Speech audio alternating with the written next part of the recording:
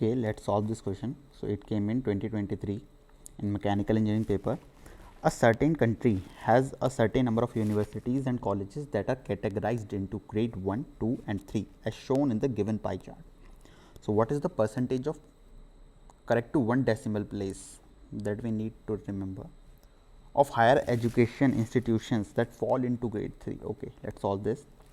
So for universities, grade 3 are 70% and for colleges grade 3 are 23%. Let's solve this. So the total number of universities that come into grade 3 is 0.07, which is 7% of universities, into 504 total number of universities, 0.23, which is 23% of colleges, number of colleges 25951, divided by total number of institutions, which is 5425951. Let's solve this expression.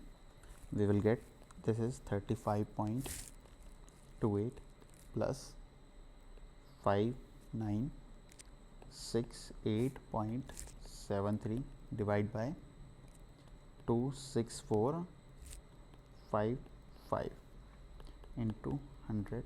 Remember that we are calculating percentage, so it will come up with 22.69%.